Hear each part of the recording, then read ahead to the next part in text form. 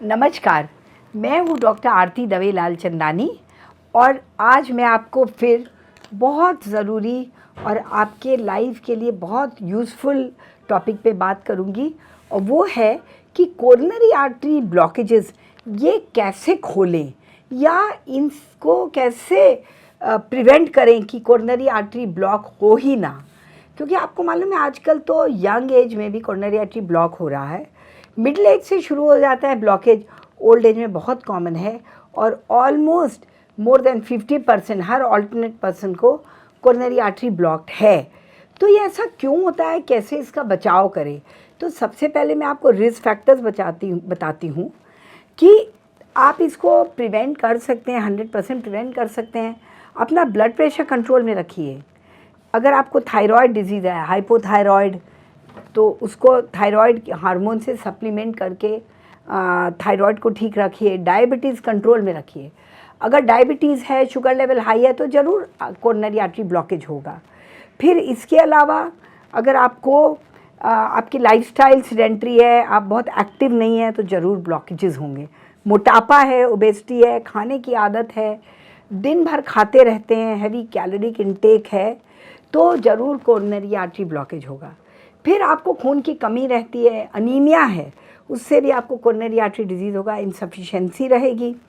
Asthma में भी, asthma भी अपना कंट्रोल में रखिए, क्योंकि अगर आपको ब्रोंकल एस्थमा भी है, ऑक्सीजन की कमी है, तो आपको हमेशा कोरोनरी आर्टरी डिजीज़ के सिम्टम रहेंगे, एंजाइना रहेगा। अगर आपकी किडनी फंक्शन पुअर है, तब भी आपको कोरोनरी आर्टरी डिजीज़ के चांस बहुत ज़्यादा बढ़ जाते हैं। इंटेस्टाइन में पेट खराब रहता है, मैल एब्जॉर्प्शन है, कॉन्स्टिपेशन है, तो भी कोरोनरी आर्टरी डिजीज़ से इसका रिश्ता है और ये कोरोनरी आर्टरी डिजीज़ प्रेसिपिटेट कर सकता है। तो बहुत सारे कारण होते हैं। फिर जेनेटिक फैक्टर्स होते हैं।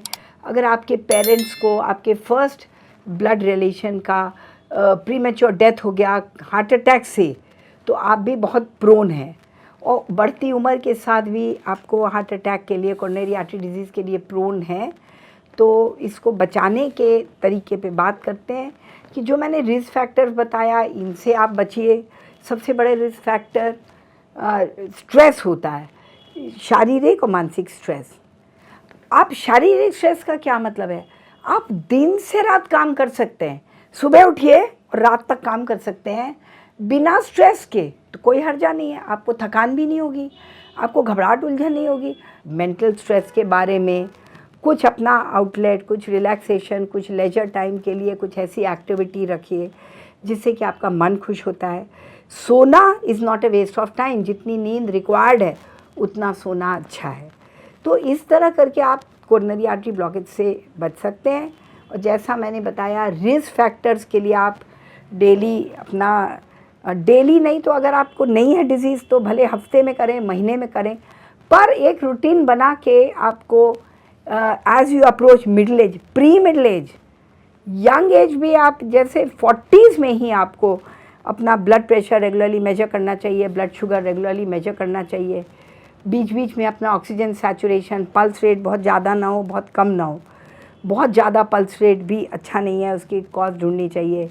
अपनी रूटीन ब्लड टेस्ट कराएं जिसमें lipid profile, diabetic profile, kidney profile, liver profile, electrolytes, thyroid profile और अपना ब्लड काउंट, सीबीसी, ये सब रेगुलरली कराएं।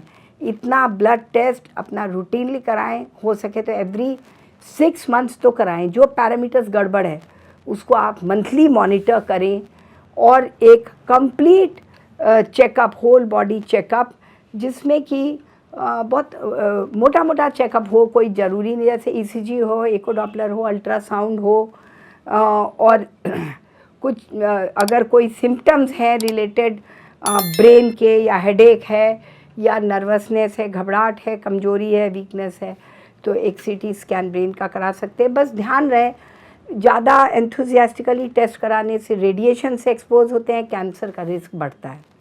नहीं तो रूटीन टेस्ट, ब्लड टेस्ट तो ज़रूर ही कराना चाहिए। इस तरह आप अपने को बचा के रख सकते हैं, सडन इवेंट से बच सकते हैं, कोरोनरी आर्टरी ब्लॉकेज से बच सकते हैं, आईसीयू जाने से बच सकते हैं और आगे चल के स्टेंट, एंजियोप्लास्टी, बाईपास या और तरह रिवैस्कुलराइजेशन प्रोसेस से आप बच सकते हैं। इसी के साथ हमारी वीडियो देखते रहिए ताकि आप स्वस्थ रहें, आपका परिवार स्वस्थ रहे। धन्यवाद।